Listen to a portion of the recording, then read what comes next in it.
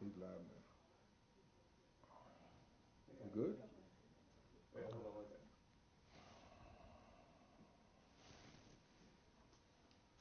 Okay, I am delighted today to have as our guest, to my mind, one of the great heroes of America today, a guy who has done probably a better job in expressing moral outrage at what has been going on in our country in recent years, and a man who has helped lead through the Moral Monday effort in North Carolina, an extraordinary biracial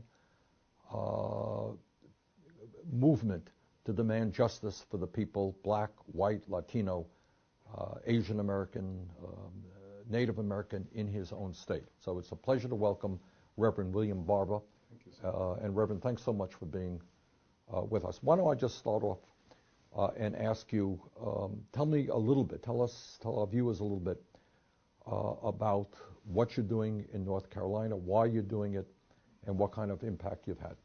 Well, thanks, Senator. And first of all, thank you for all the work you're doing and the clarity that you're bringing in this moment. I'm president of senior lecturer now, Repairers of the Breach. And before I worked with the Moral Monday movement in North Carolina, we decided actually 11 years ago that there needed to be a way to create fusion politics, not populism per se, but fusion, bringing together the issue of race and class and economics under a moral agenda to basically look at policy and ask three questions. Is this constitutionally consistent? Is it morally defensible? And is it economically sane? And we did that even, actually when Democrats went in office, but in 2013, some people hijacked it. We don't call them Republicans, we call them extremists. They hijacked the Republican Party. And in the first 50 days, they took 180 people's unemployment.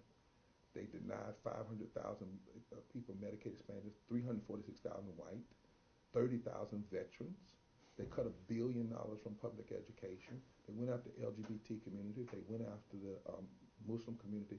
And then in March, as we were remembering Selma, they began putting in place the framework for the worst voter suppression bill since Shelby. At that point, we said we had to go from not just regular meetings and lobbying, but to a moral Monday stance and be arrested even if they chose to. And you have had, I know, just extraordinary turnouts. And what is it, a week ago you had some 80,000 people in Raleigh? Some say upwards of 80,000. The second highest was in 2014 after we had 1,200 people that got arrested. Now watch this, 11% Republican, black and white, people from the West, on a moral agenda, saying that economics and dealing with poverty and education and health care and criminal justice reform and equal protection under the law are moral issues, whether that's constitutional morality or it's our deepest religious value. We took on the so-called religious right that we don't call religious right because we said you can't be in the public square saying the only issues are where you stand on LGBTQ issues, abortion, and prayer in the school. Okay. And you have managed to bring blacks and whites together in that effort. Is that right? I like to say we have blacks, whites, Latinos, young, old, we have rural, we have urban, we have gay, we have straight, we have Muslim and Christian and Sikh and Hindus, all coming together around in the Deep South. I want to emphasize that. This is not some phenomenon outside of the South. In the South, when we criticize the governor on his issues and the legislature dropped to 19% in the polls. He never got above 43%. And this past November, not only did we win our court case against voter suppression, North Carolina was the only state that held off the coattails of Trump. All right, I know you have been working really hard on what I see as one of the great crises that we face.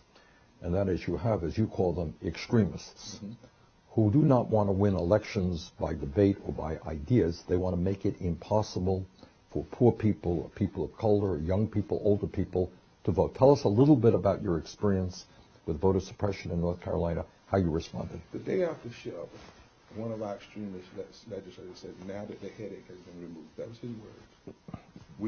Let's be clear what he meant by that. Yeah. The headache meant the Voting Rights Act, the right for all people to participate in our democracy. That quote-unquote headache was removed. And pre-clearance, which meant that before they could pass anything or remove, because the Voting Rights Act, Section 5, says you cannot retrogress. Once something is put in place, you can't take it away. After Shelby, they began to undo. Let me interrupt you until everybody knows. Shelby was a 5-4 Supreme Court decision that gutted the 1965 Civil Rights Act. Out of Alabama. That Sessions, by the way, supported. Okay. And that 5-4 decision unleashed state legislatures. It gave them the freedom to pass voter suppression laws that were not pre-cleared, which meant the Justice Department didn't look at them in advance and determine whether or not they were racist. The laws would go into effect. And so our law, Senator, was they cut early voting. They cut early voting, cut same-day registration, passed a photo ID bill that would not even accept a college ID or a federal ID as a legitimate ID. He just told me before we were on camera that if you have a passport, United States government passport, that didn't work in North Carolina. A state issue. That's what they were trying to do, and they did. And they implemented, they did 40 changes, and we filed a suit almost within 40 minutes of them signing the bill. Took us 3 years. 3 years in the court because we didn't have the Voting Rights Act. We didn't have Section 5. We didn't have free clearance. But what that allowed, Senator, is things like this. In 2014, when one senator ran for the Senate, Tom Tillis, actually, he was the speaker that helped put this law into place, he didn't win 50% of the vote. He only won by 40,000 votes. We can track at least 75,000 that were suppressed in one study. In 2016, we had 158 less voting sites in the black community than we did in 2000. Okay, say that again. 158 fewer voting sites in the black community. In the black and poor community. We want to get that because, see, the voter suppression hurts black people. That's the target. But it also hurts poor whites. It also hurts women.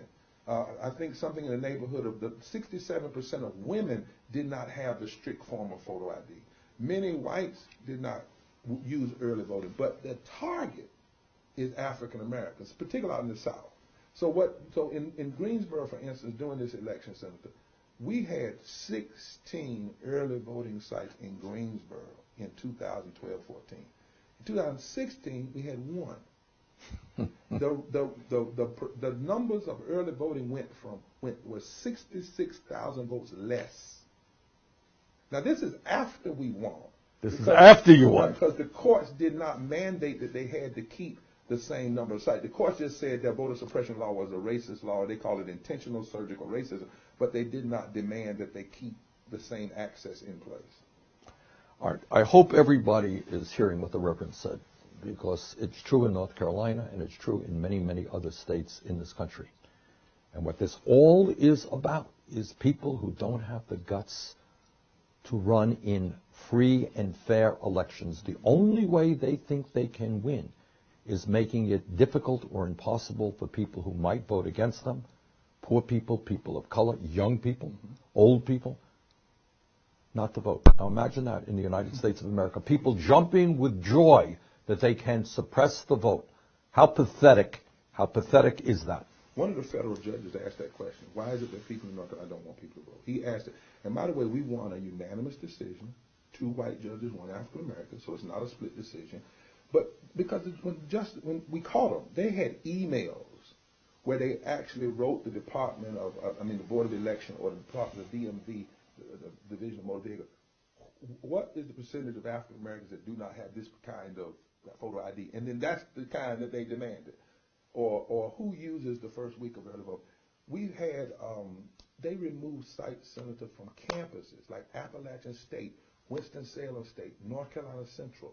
This was an all-out because they know that the majority of Americans in North Carolina, when they look at it from a moral perspective, do not agree with taking people's health care, taking people's public education, taking people's voting rights, attacking the LGBT community. They can't win on the issue. And Reverend, all of this was done under the guise of voter fraud, right? Well, they claimed voter fraud, then admitted there was no voter fraud on camera.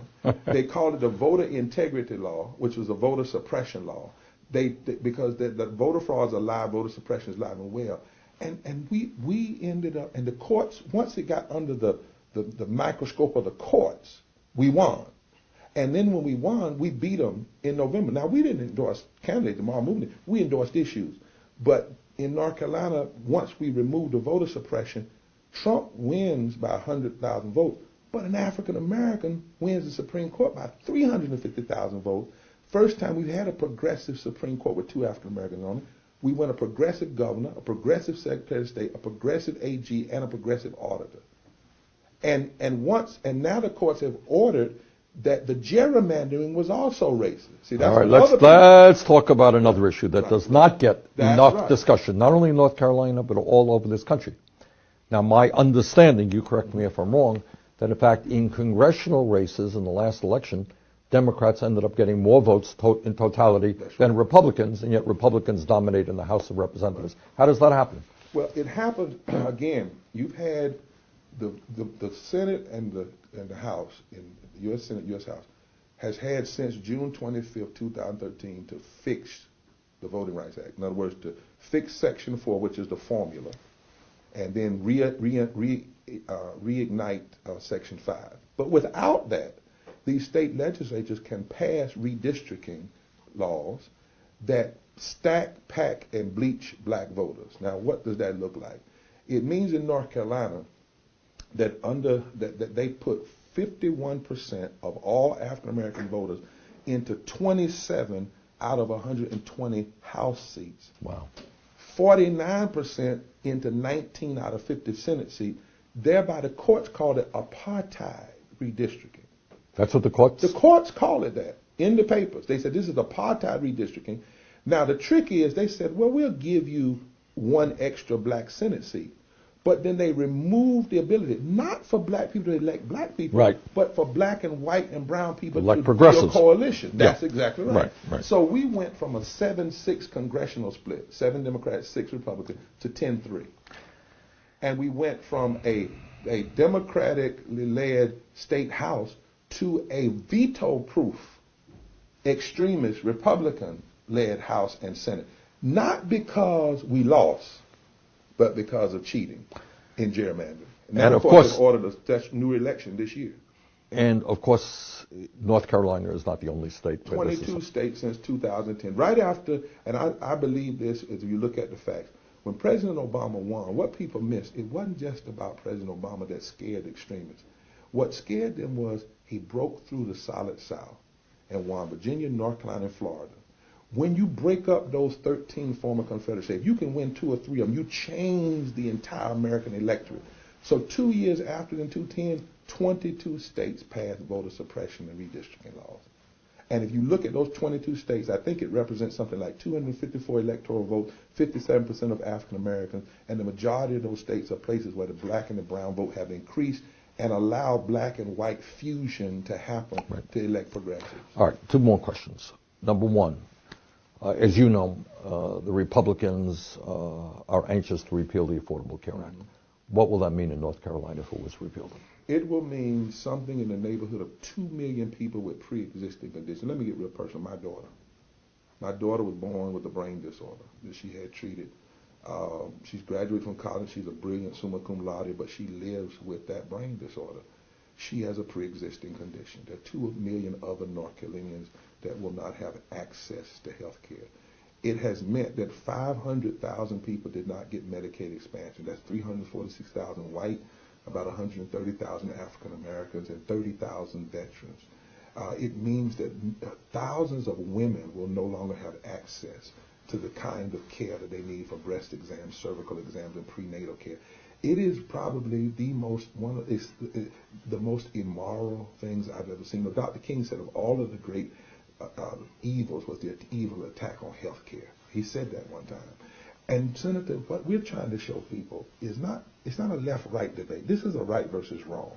The North Carolina Constitution says in its preamble, we hold these truths to be self-evident, that all persons are created equal, endowed by their Creator with certain inalienable rights, among which are life, liberty, and the enjoyment of the fruit of their own labor. That was put in 1868 when black and white people took over the legislature. You see, it says in Article 11, Article 11, Section 4, beneficent provision to the poor, the unfortunate, the orphan is the first duty of a Christian and civilized state. Wow. When you attack voting rights and then use that power gained by that to attack and deny living wages. 79% of North Carolinians want living wages. They won't put it on the ballot. Then you attack health care and hurt millions of people. We know for every 500,000 people denied Medicaid expansion, about 2,800 people died. Died. That's what we're talking about. And we can put a face on it, a black face on it, a Republican face on it, a white face on it, and because we need to show the people. And so for me, it's personal because when my baby came out of surgery some years ago, my prayer was to live long enough to see the system change, where if something happened to me and her mother, that she would have access to health care. And that's what happened with the affordable care. I was a universal health care person. I wanted the full, right, but at least with affordable care. And now to think, at 22 years old, 23 years old, she's now in jeopardy of going back in that category of pre-existence. It's immoral, it's ugly, it's mean-spirited, it's undemocratic, and we need to challenge it with everything we have. Last question. I think appropriately enough, your movement is based around moral Mondays. You use the word morality a whole lot. Mm-hmm. Now, in politics, we don't hear that word morality very often, but you use it appropriately so. What does that mean exactly? What kind of, when you talk about a moral movement, what are we talking about? A moral, but Dr. King said 50 years ago, at a speech at Riverside, in fact, I'm preaching the anniversary of that speech at Riverside this year. He said it's a time to break silence. He said America needed a moral revolution of values, and until she dealt with issues of racism, materialism, and militarism, we were in a moral deficit. For us, morality is this. In the Constitution, there's a basic framework of morality. First of all, we, not I. When candidates say I and I alone can save you, that's contrary to the moral values of our Constitution. There is an admittance that we're not a perfect nation. It says we're striving to be a more perfect. So it's a certain humility we should have. Then the establishment of justice, the providing for the common defense, promoting the general welfare. Welfare is in the Constitution. It's not an ugly word. And domestic tranquility. Those four pillars frame what we call the moral critique. So when I look at policy, does this establish justice? Not does this establish something just for them. Does this establish justice? Does this meet the common defense of all people? Does this promote the general welfare? Does this bring domestic tranquility? That's from the constitutional side. I may not be a person of faith. As a person of faith, all of the major religions, the justice, how you treat the poor, the least of these, the children, are how nations will be judged. Not just individuals, nations. I love that great Jewish text. Isaiah 6, and of course Isaiah 58 is another, but Isaiah 6 where it says, woe unto those who legislate evil and rob the poor of their rights. The last time you heard a politician talking about the rights of the poor of their rights, and make women and children their prey. And so that's what we mean by a moral critique. That not just, LGBT and personal morality, but public morality, public policy. We often say Dr. King didn't get killed because he loved everybody. He got killed because he dared to take policy and say, how does this reflect the love that you claim to believe in? How does this reflect justice? And we think that, and we've seen a great hunger. I've traveled to 22 states since April on what's called the Moral Revival Tour with Repairers of the Breach. I traveled with Sister Simone, Dr. James Forbes used to be at Riverside, Tracy Blackman. Thousands of people came out, hundreds of clergy. 10,000 signed, Senator, on a letter we sent to Trump. When Kellyanne Conway said nobody had ever raped, we sent a letter certified of 10,000 clergy and religious at a higher ground moral agenda. Said, we'll meet with you, but not in the tower. Come to a house of worship. Good so for we you. can have a frank conversation. That hadn't happened, but there is a group of people, Senator, that are saying, just like Kennedy and Roosevelt, who was from in 1912, used the word moral, and Abraham Lincoln used the word moral, and Franklin Delano Roosevelt, as he was pushed by Francis Perkins, and Mansfield, and I could go on and on through others. We have to recover that language. Some issues are not left and right. It's about right and wrong. All right. With that, let me thank you for being here today, but more importantly, for the extraordinary work you were doing. I think the work you are doing is a model for what has to happen in this country. And I thank you so much for being Thank you here. so much, sir. Okay, thank you. Thank you for all you've done. Okay, thank you. Thank you all.